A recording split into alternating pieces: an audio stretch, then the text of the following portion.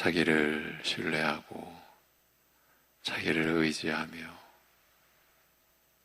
결국은 자신의 중심으로 살아가면서 영원한 멸망의 처지 속에 갇혀 있었던 우리를 참으로 불쌍히 여겨주신 우리 아버지 하나님, 우리 스스로 그 죄와 사망과 사단의 권세 아래에서 그 얽매임에서 벗어날 수 없었던 우리를 아들의 피 흘리신 그 죽음과 죽은 자 가운데서의 부활하심으로 그리고 성령을 보내주심으로 일으켜 주셔서 세워 주셔서 하나님 앞에서 하나님을 향하여 살게 하여 주신 그 은혜를 오늘도 또 기억하며 감사하며 그 은혜를 구하며 그 은혜를 의지하며 살고자 하오니 여전히 연약한 우리를 참으로 붙들어 주시고 긍휼히 여겨 주셔서 오늘도 주님의 그 온전한 승리에 참여하며 주님을 따르는 삶을 살 수 있게 하여 주시옵소서. 성령 안에서 성령의 인도하심을 따를 수 있는 믿음의 삶을 사랑하는 성도들이 오늘 누리며 살게 하여 주시옵소서. 예수님의 이름으로 감사하며 기도하옵나이다. 아멘. 로마서 7장 4절에서 6절.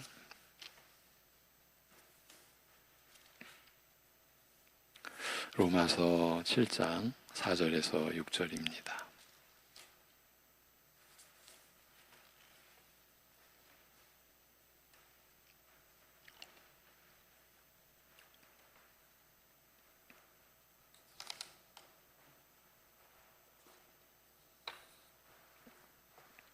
(4절에서 6절) 같이 보십니다. 그러므로 내 형제들아 너희도 그리스도의 몸으로 말미암아 율법에 대하여 죽임을 당하였으니 이는 다르니 곧 죽은 자 가운데서 살아나신 이에게 가서 우리가 하나님을 위하여 열매를 맺게 하려 함이라. 우리가 육신에 있을 때에는 율법으로 말미암는 죄의 정욕이 우리 지체 중에 역사하여 우리로 사망을 위하여 열매를 맺게 하였더니 이제는 우리가 얽매였던 것에 대하여 죽었으므로 율법에서 벗어났으니 이러므로 우리가 영의 새로운 것으로 섬길 것이요 율법 조문에 묵은 것으로 아니할지니라. 아멘. 믿기 전에는 죄의 종이 되어 불의하게 살았으나 신자가 된 지금은 하나님께 자신을 드려 의롭게 살라고 권할 수 있는 이유는, 그 근거는 우리가 더 이상 죄의 지배를 받지 않기 때문이며, 이처럼 신자가 죄의 지배에서 벗어나 자유로울 수 있는 까닭은 더 이상 율법 아래에 있지 않고 은혜 아래에 있기 때문이라고 했습니다. 우리 믿는 자는 이제 더 이상 율법 아래에 있지 않고 은혜 아래에 있게 된 것이, 율법 아래에 있던 상태에서 그리스도의 은혜 아래로 옮기운 것이 이렇게 중요한 것입니다. 죄의 지배에서 벗어나 죄의 종노릇하지 않고 하나님께 자기를 드려 섬기는 삶이 비로소 가능해지기 때문입니다. 우리 신자가 살아가야 할 삶이 이렇게 이루어진다는 말씀입니다. 그런데 바울의 논지는, 사도가 진정으로 말하고자 하는 그 요점은 율법 아래에 있지 않고 은혜 아래에 있다는 것이, 그러니까 심판 아래에 있지 않고 새 생명 아래에 있다는 것이 죄를 지어도 무방하다거나 문제가 되지 않는다는 뜻이 결코 아님을 알리는 데에 있었습니다. 이미 로마서 6장 첫 부분에서 은혜를 더하려고 죄에 머물겠느냐라는 물음에 결코 그럴 수 없느니라고 대답한 다음 우리가 은혜를 빙자하여, 그러니까 용서의 은혜, 무한정한 그 용서의 은혜, 이것을 빙자하여 죄를 용인하거나 가볍게 여길 수 없는 그 이유에 대하여 설명하되 우리는 그리스도와 함께 죄에 대하여 죽었고 그와 함께 하나님을 향하여 산 자가 되었으므로 더 이상 죄 가운데 살 수 없고 오직 하나님을 섬기면서 의의 종이 되어 살아야 한다고 하였습니다.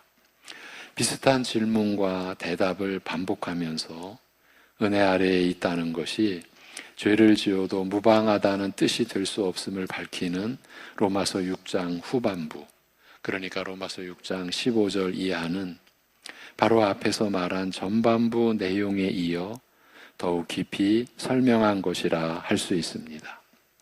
먼저 죄에게 자기를 내주는 것은 죄의 종이 되어 죄의 노예가 되어 살다가 결국 죽음으로, 이게 진정한 죽음이죠.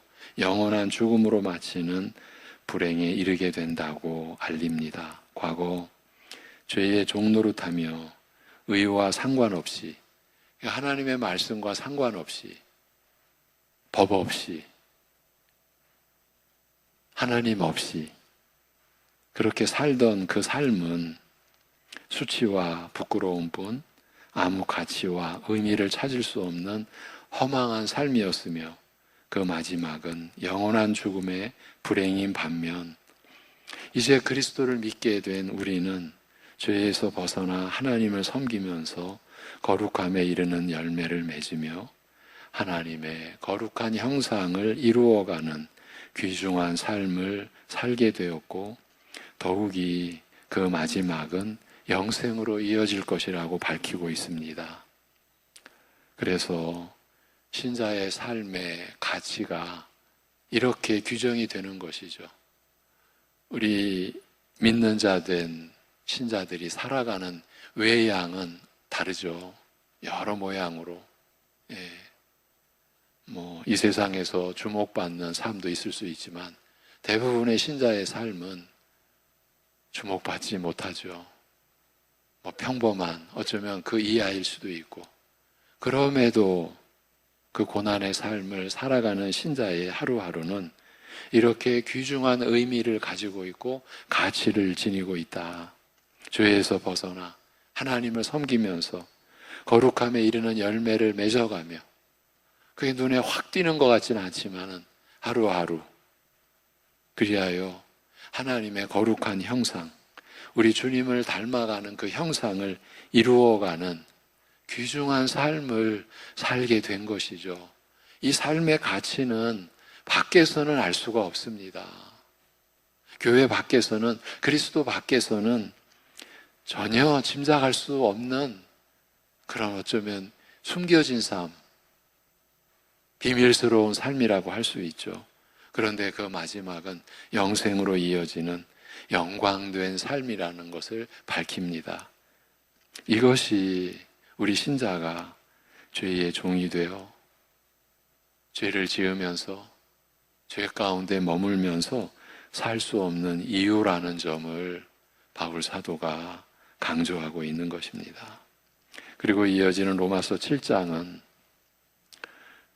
또 우리 신자가 왜 죄를 지을 수 없는지 그 이유를 설명하되 앞서 6장에서 설명한 것에 더하여 이렇게 밝힙니다.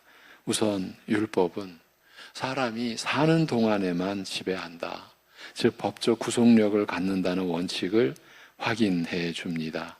이에 대한 신뢰를 제시하되 남편이 죽을 경우 아내로 하여금 법적으로 남편에게 매이게 하는 효력이 해소되어 재혼이 합법적이 되는 경우를 들고 있습니다. 이런 법리, 이런 법의 원리가 우리 신자와 율법의 관계, 신자와 그리스도의 관계에도 그대로 적용된다는 것을 알리되 우리 신자는 율법에 대하여 죽음으로써 율법의 얽매임에서 벗어나 자유롭게 되며 그 결과 그리스도에게 속할 수 있다.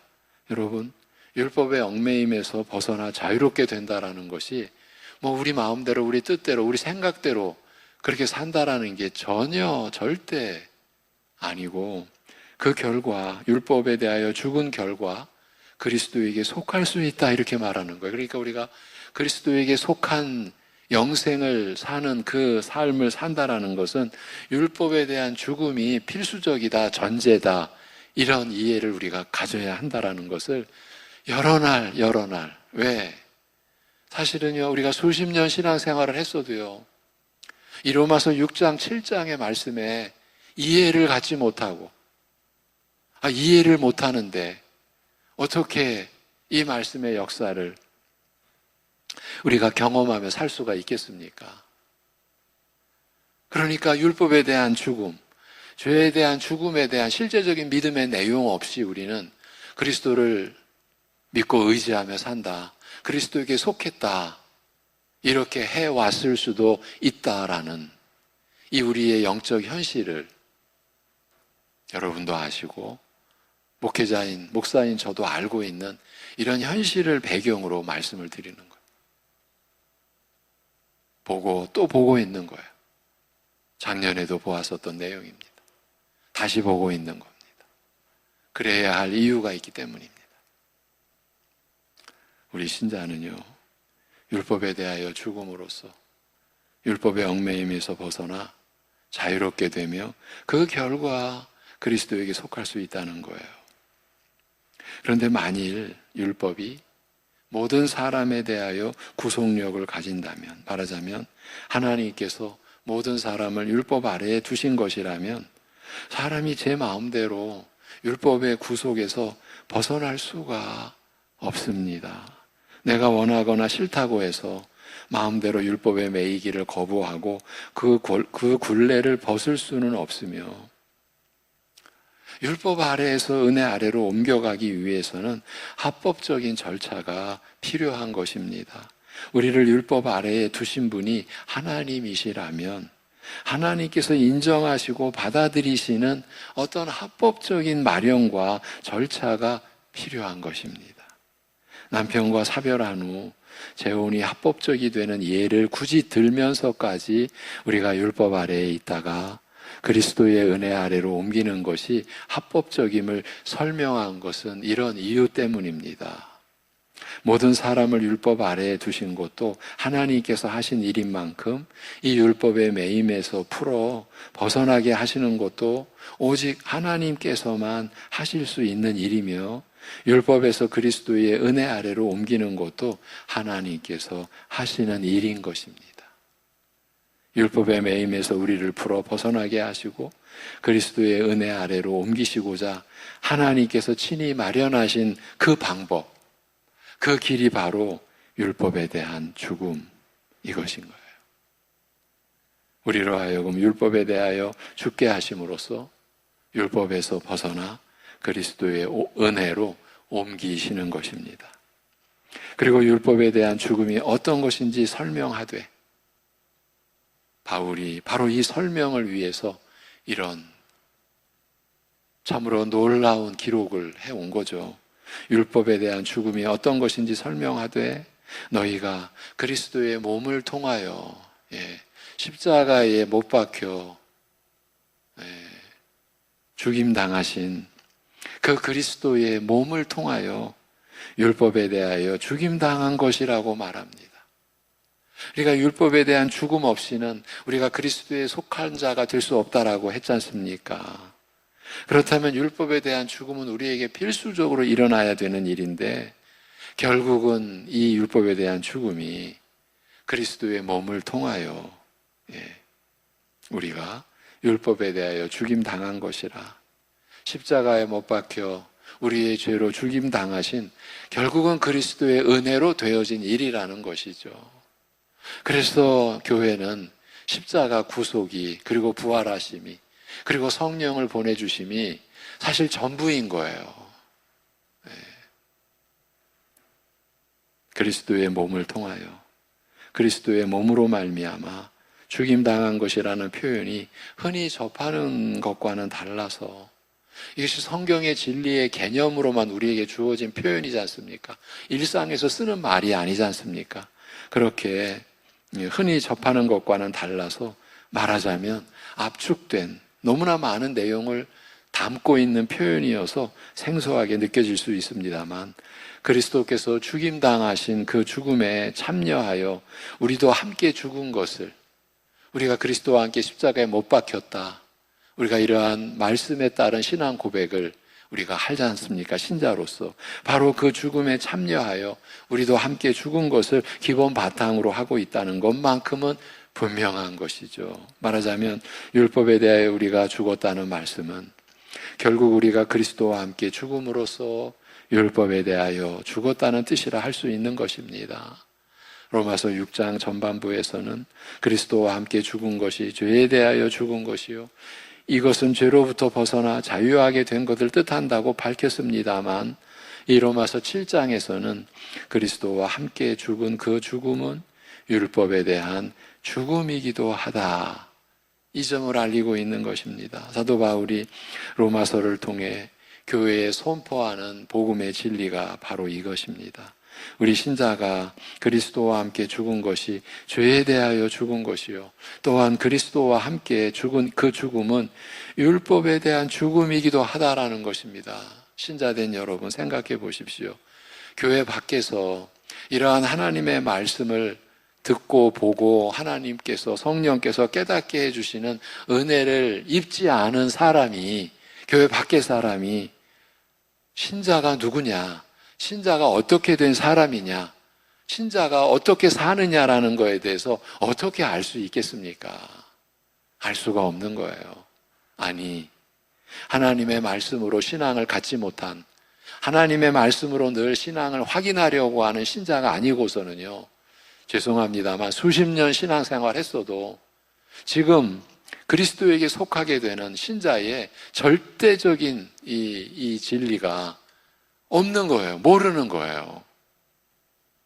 내가 그리스도와 함께 죄에 대하여 죽었어? 내가 그런 신분이 된 거야? 내가 그런 존재가 된 거야? 더 나아가서 내가 율법에 대하여 죽은 사람이 된 거야?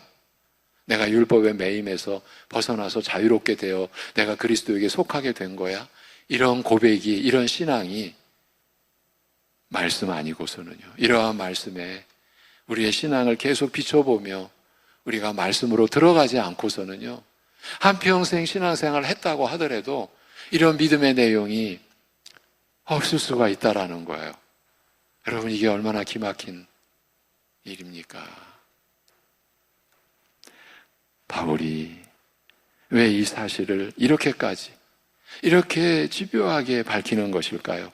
그리스도를 믿게 된 우리로 하여금 이제 죄에서 벗어나, 죄의 종로에서 벗어나 하나님을 섬기면서 거룩함에 이르는 열매를 맺으며 하나님의 거룩한 형상을 이루어가는 귀중한 삶을 살도록 하기 위함인 것이죠. 여러분, 말씀은 여러분 안에서 일하고 계세요. 여러분을 변화시키는 거예요. 말씀이 여러분을 하나님의 사람으로, 하나님의 자녀로 만들어가는 것이 신자의 일생인 거예요. 우리가 뭘 했다, 뭘 이뤘다라는 것은 절대 사실은요, 중요하지 않아요.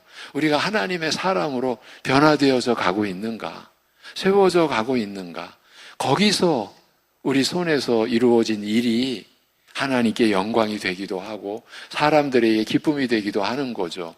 우리는 변화되지 않으면서, 나는 거룩한 형상으로 주님을 닮아가지 않으면서 내가 뭘 이루었다? 이건 정말 위험한 일인 거죠. 우리가 그렇게 죄에서 벗어나 하나님을 섬기면서 주님을 닮아가는 그 귀중한 삶의 그 마지막이 영생으로 이어지는 것이니까요. 이러한 변화되어져 가는 거룩한 삶 없이 영생이 없다라는 말씀을 바울은 하고 있는 거예요. 근데 어쩌면 우리는 나 구원받고 저 영생 얻고 그리고 그냥 자기 식대로 살아가요. 근데 그 안에 가운데가 없어요.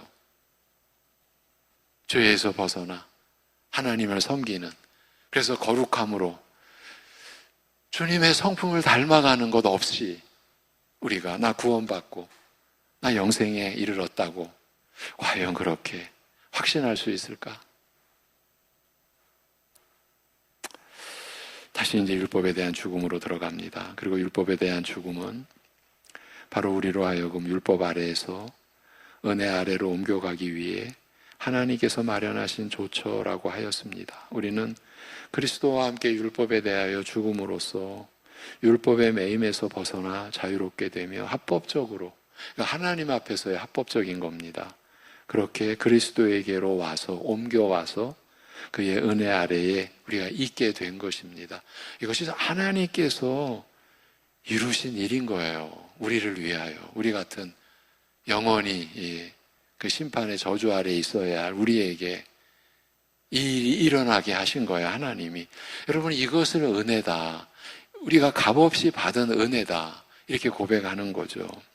이 일이 합법적이기 때문에 그 누구도 이 일에 이의를 제기할 수 없는 것이에요. 그런데 율법의 매임이라고 하면, 이게 이제 중요한 대목입니다. 율법의 매임이라고 하면 하나님 앞에서 당연히 지켜야 할 의무와 요구로서 율법이 우리에게 갖는 권세를 떠올릴 수 있으며, 그 매임에서 벗어나 자유롭게 된다는 것은 죄를 사하여 주시고 우리를 의롭다 여겨주시는 은혜로 말미암아 죄인으로서 율법에 의해 정죄당하는 것으로부터 벗어나 자유롭게 되는 것도 포함되겠습니다만, 이것은 근본 은혜죠. 율법에 의해 정죄당하는 것, 그게 심판이니까, 심판 아래에 있는 거니까 거기서부터 벗어나 자유롭게 되는 것도 포함되겠습니다만, 지금의 맥락, 이 로마서 6장 7장의 맥락에서는 무엇보다 마땅히 지켜야 할 율법을 지킬 수 없는, 율법을 따를 수 없고 순종할 수 없는 우리의 무능, 곧 율법이 들어왔으나 오히려 죄만 더하였던 그 무력함으로부터 벗어나 자유롭게 된 것을 뜻한다, 이렇게 보아야 하리라는 것이에요. 그러니까 율법을 따를 수 없는, 말씀을 순종할 수 없는 우리의 무능함, 그 무력함으로부터 벗어났다. 그래서 자유롭게 되었다가 바로 율법에 대한 죽음에, 여기 로마서 6, 7장의 맥락에서 하나님이 우리에게 주시는 은혜로운 뜻이 되는 거예요. 이제 우리가 하나님의 말씀을 따를 수 있는 그러한 시대가, 그러한 자리에 우리가 이르게 되었다. 하나님이 그 일을 이루셨다. 그것을 알라.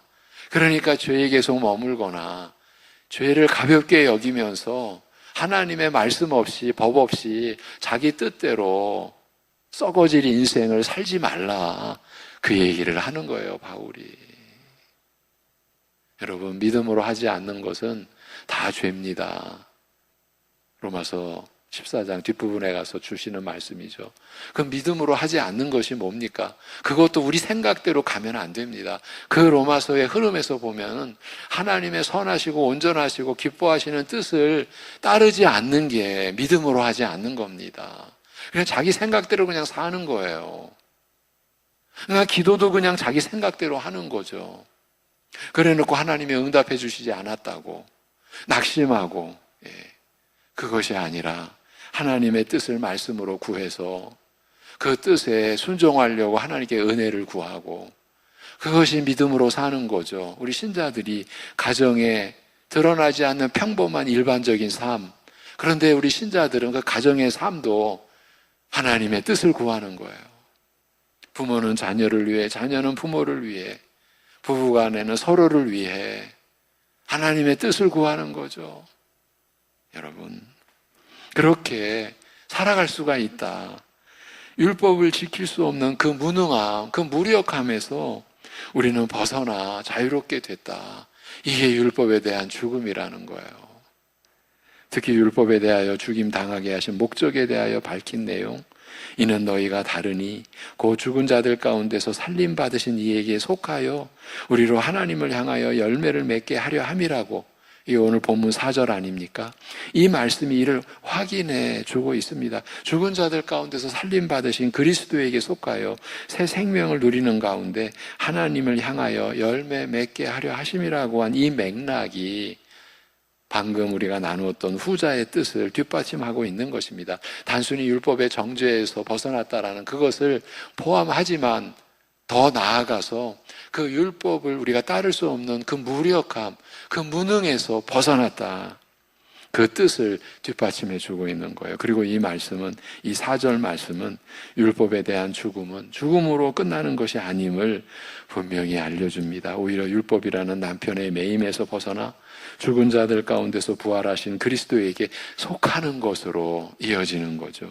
그리고 죽은 자 가운데서 살림받으신 분에게 속함으로써 우리도 죄로 죽은 데서 다시 살아나 새 생명을 얻어 누리고자 하며 이처럼 새 생명을 얻어 누리는 가운데 열매 맺고자 하는 것입니다.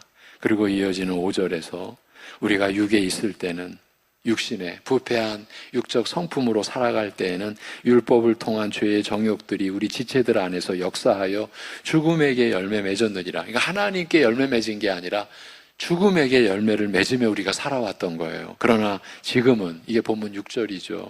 그러나 지금은 우리가 얽매이던 것에 대하여 죽은지라 율법으로부터 벗어나서 글자의 옛 것이 아니라 성령의 새로움으로 섬기게 되었노라. 예.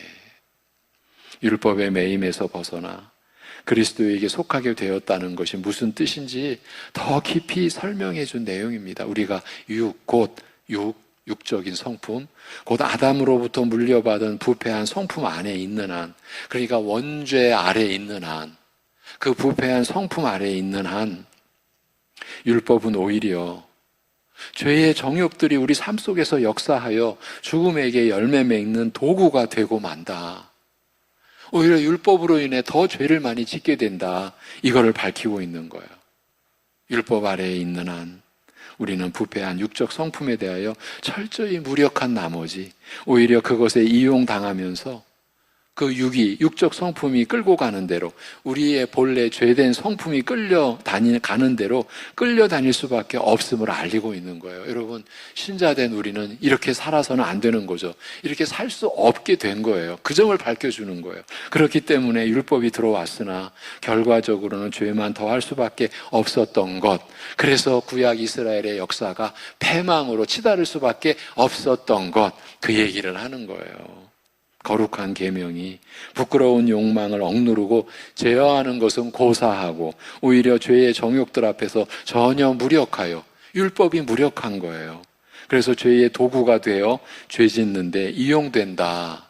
이것이 인류의 역사다. 그리고 한 사람 한 사람의 삶이 이랬다. 율법을 받은 이스라엘 족속도 나을 게 하나도 없었다. 우리는 다 이런 상태에서 출발했던 거예요, 여러분. 신자된 우리가, 지금 하나님을 예배하는 이 거룩한 삶을 사는 우리가 이렇게 출발했다는 거예요. 한 사람의 예외도 없이 과거 우리는 모두 이러했습니다. 그러나 지금은, 오늘 본문 6절이에요. 우리가 그렇게 얽매이던 것에 대하여 죽은지라 율법으로부터 벗어나서 이제 글자의 옛 것이 아니라 성령의 새로움으로 섬기게 되었노라고 합니다. 지금은 시대와 상황이 완전히 바뀌었습니다. 지금이 어느 시대입니까? 그리스도께서 구약의 예언과 약속대로 오셔서 죄인들의 죄로 죽으시고 죽은 자 가운데서 다시 살아나셔서 살림을 받으셔서 우리가 입을 영원한 하나님의 의를 완전히 이루셨어요. 그리고 성령님을 보내주셨어요. 하나님 보좌 우편에 만유의 왕으로 좌정하시면서 이렇게 시대와 상황이 완전히 바뀌었습니다. 아담으로 말미암아 죄와 죽음이 세상에 들어오게 된 그 불행한 역사가 그리스도의 오심과 더불어 의와 생명의 역사로 바뀌어 마감되었기 때문입니다. 특별히 아담과 그리스도 사이에 율법이 가입하였으나, 율법이 들어왔죠. 모세 시대에, 아담과 그리스도 사이에 모세 시대에 율법이 들어왔으나 가입하였으나 죄와 죽음에 대하여 전혀 무력하여 오히려 죄만 더하였을 뿐입니다만, 바로 이처럼 죄가 넘치게 된 이 절망적인 상황에서 은혜는 더욱 넘쳐나되 그리스도께서 오심으로 말미암아 무능한 율법의 매임에서, 즉 율법 아래에 있어 육에 대하여 속수무책이었던 그 시대의 한계에서 벗어나게 되었기 때문입니다. 죄와 죽음의 불행한 역사를 의와 생명의 역사로 바꾸신 이 그리스도를 믿음으로써 우리 신자의 사정과 처지도 완전히 달라졌습니다. 믿기 전과 믿고 난 이후가 완전히 달라진 것이에요. 하나님께서 행하시고 이루신 일이 이것입니다. 우리가 그리스도를 믿음으로 이 하나님께서 완전히 달라지게 한 이 은혜를 우리가 받은 거예요. 값없이. 우리 믿는 자는 그리스도와 함께 율법에 대하여 죽음으로써 우리를 얽매어 무력하게 하였던 율법에서, 부패한 성품에 대하여 아무 도움이 되지 못하였던 그 율법의 무력함에서 벗어났다. 이것이 바울이 말하는 논지인 거예요. 그러니 이제 자유롭게 하나님을 섬기며 살라. 그 믿기 전처럼 죄의 종노릇하며 자기 마음대로 자기 생각대로 살지 말라. 그 얘기를 하고자 하는 거예요. 그래서 돌판과 책의 글자로 율법을 기록하여 주신 계명은 우리로 순종하게 하지 못하였습니다. 우리를 순종케 할 능력이 없었습니다. 글자와 말에 머물렀을 뿐 우리의 부패한 육적 성품을 제어하고 이기는데 아무 소용이 없었습니다. 그러나 지금 우리는 글자로 기록하여 우리에게 명령하는 계명의 옛 방식이 아니라, 옛 언약의 방식이 아니라 우리 마음에 하나님의 법을 기록하여 하나님을 알고 순종케 하시는 성령님의 새로운 방식으로, 이것이 새 언약의 방식입니다. 이 방식으로 하나님을 섬기게 되었다. 이렇게 말하는 거예요. 신자가 이런 신분, 이런 존재, 이렇게 살게 된 사람이다. 글자로 기록된 계명 자체로는 우리로 하여금 이 무력함에서 벗어나게 하지 못하며 오직 성령님으로만 순종이 가능하다. 그런데 성령이 여러분 안에 계시지 않습니까?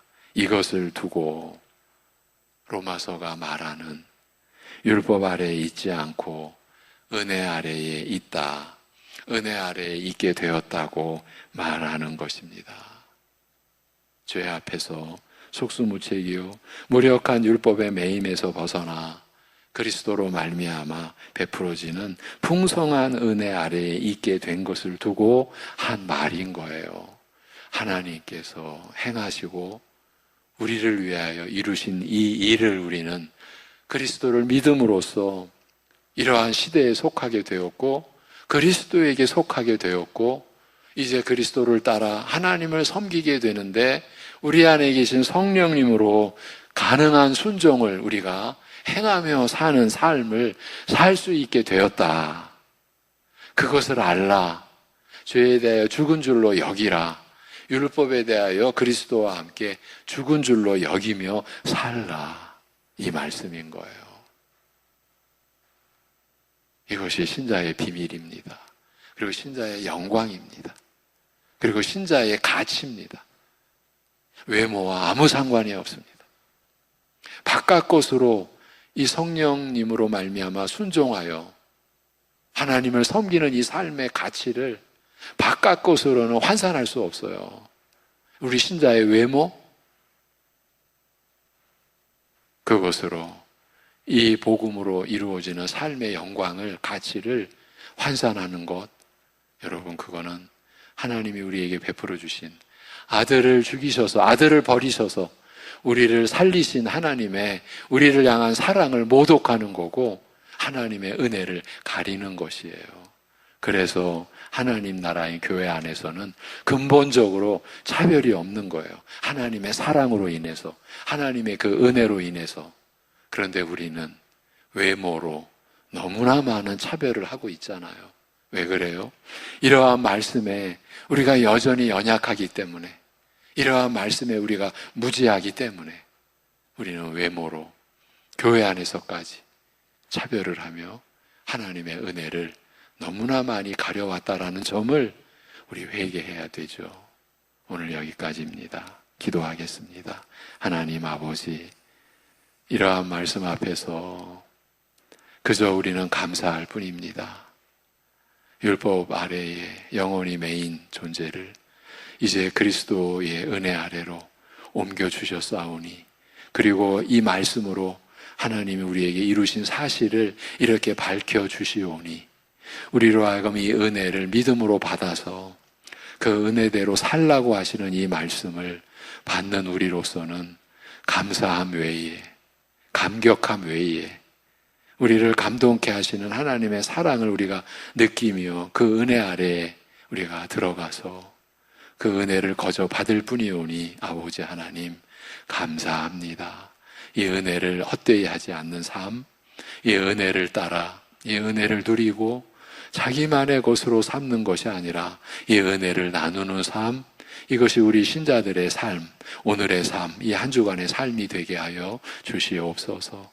온갖 역경과 그럼에도 고난 속에 있는 우리 사랑하는 지체 가족 이웃들 오늘도 붙들어 주셔서 살펴주셔서 우리를 영원히 살리신 이 은혜 안에서 오늘의 고난도 우리가 이겨나며 연단을 받으며 인내해가는 가운데 결코 하나님의 영광에 소망을 지닌 우리가 죽지 않는 소망을 가진 자임을 오늘도 믿음으로 확인하고 믿음으로 증거받고 주님을 의지하고 그래도 주님 안에서 하나님의 사랑으로 치유해가며 회복해가는 오늘 하루 되게 역사하여 주시옵소서. 잃었던 나라를 되찾은 날로 기억하는 우리 민족의 날 오늘을 하나님 허락하여 주신 줄로 믿습니다. 나라를 회복하는 일에 하나님의 사람들, 우리 믿음의 선진들이 얼마나 귀하게 쓰임받았는지를 우리 민족은 잊을 수 없는 사실이요, 역사적 사실이요. 그러기에 우리가 하나님께 감사하며 참으로 회복된 이 나라, 민족과 경계를 짓는 하나님의 섭리 속에서 우리가 주어진 이 나라를 소중히 여기고 사랑하고 하나님의 섭리 속에서 이 나라가 지켜지고 이 작은 나라가 땅끝까지 선교사를 보내는 귀한 민족으로 쓰임받는 하나님의 뜻이 결코 이 민족을 벗어나지 않고 이 민족 속에 역사하는 그러한 소망을 가지고 나라를 위하여 기도하며 나라를 섬기는 우리 교회가 되고 우리 신자들의 삶이 되게 인도하여 주시옵소서. 우리 주 예수 그리스도의 이름으로 기도하옵나이다. 아멘.